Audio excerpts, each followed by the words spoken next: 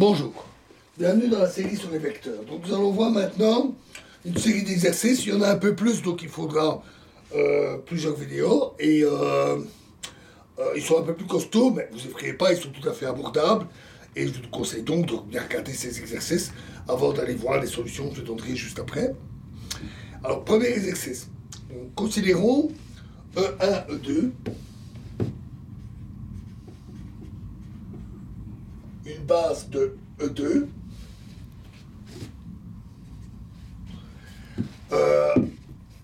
Une base d'un espace vectoriel E2. Et soit deux vecteurs de E2 qui sont donnés par x égale 2E1 plus 4E2 et y qui est donné par 5E1 plus 3E2. Alors, première question, on note E1, EI fois EJ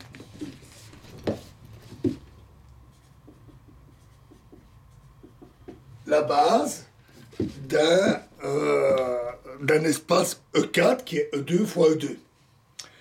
Alors, déterminer l'expression du produit tensoriel X fois Y.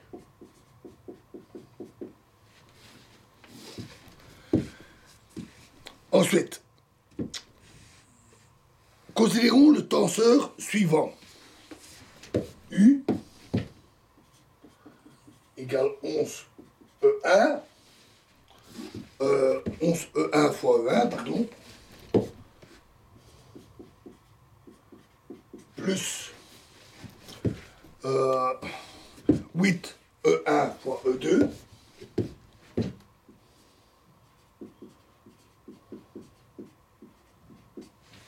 plus 20E2 fois E1,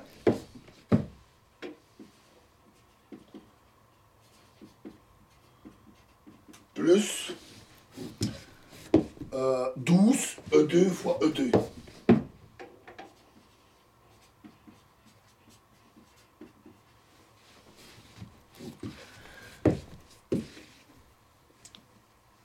La question c'est, est-il le produit tensoriel de deux vecteurs de E2? Et lequel ou pourquoi? Ensuite, montrer que le tenseur U est la somme du produit tensoriel X fois Y plus un autre vecteur W que l'on déterminera. Ce dernier est-il un produit tensoriel et si oui, lequel? Ensuite, deuxième exercice. Les composantes mixtes TI, JK d'un tenseur grand T qui appartient à l'espace E2, 3.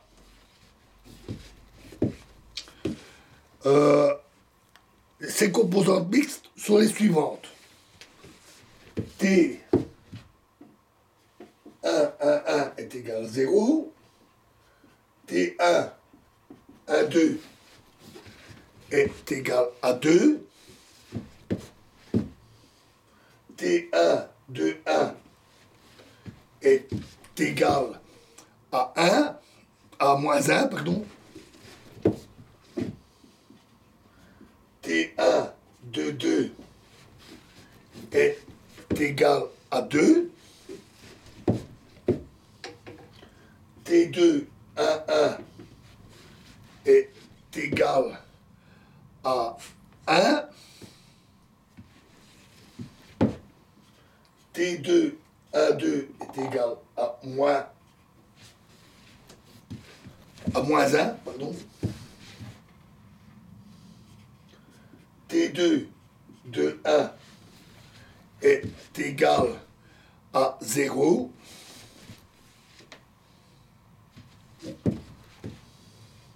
Et T2, 2, 2 est égal à moins 2.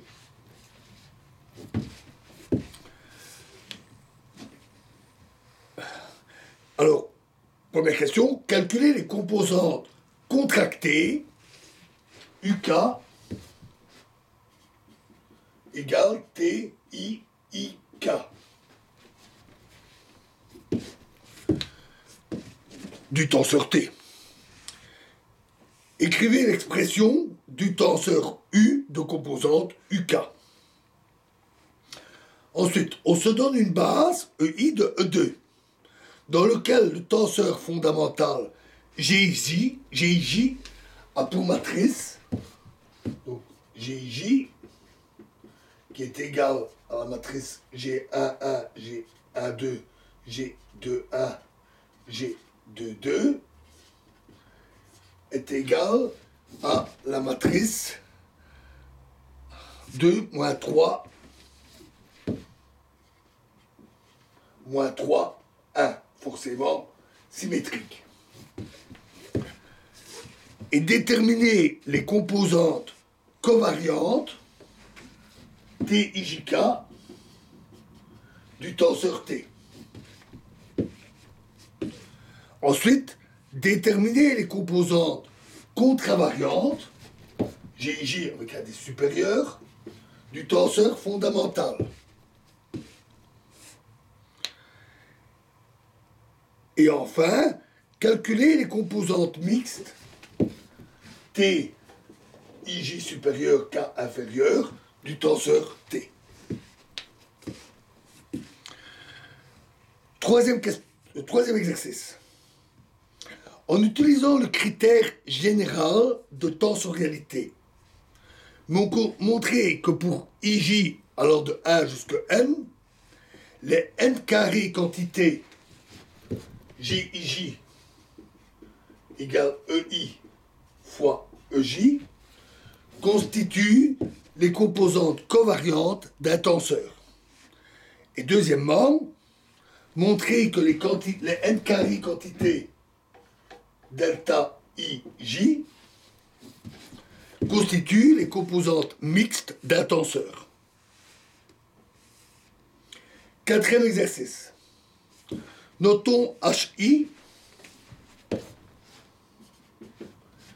les composantes avec I égale à 1, 2, 3, les quantités de chaleur qui traversent l'unité d'air de surface d'un matériau durant l'unité de temps.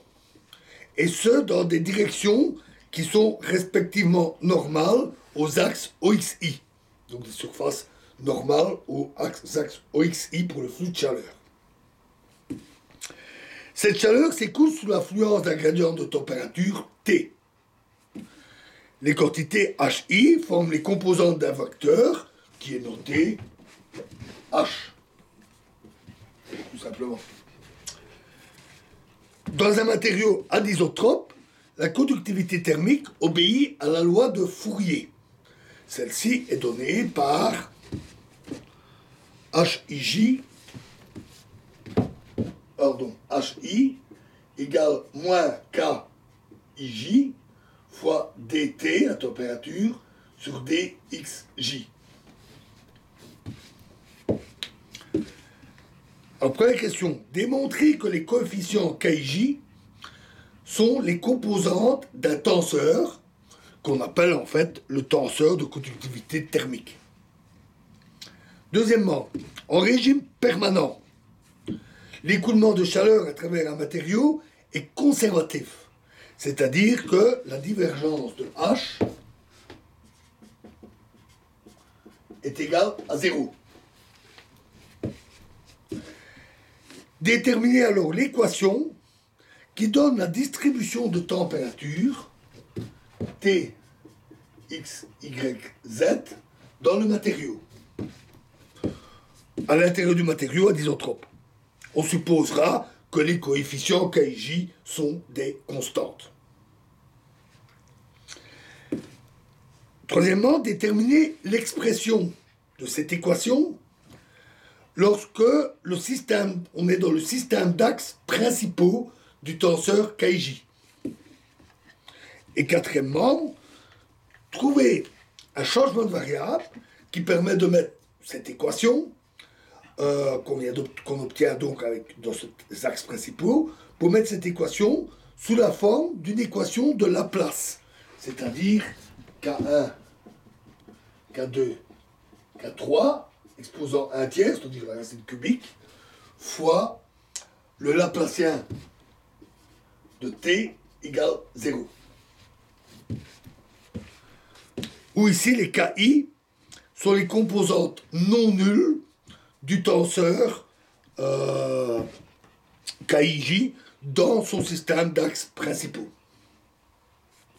Voilà, nous aurons encore quelques exercices, nous verrons ça dans la prochaine vidéo. Je vous remercie.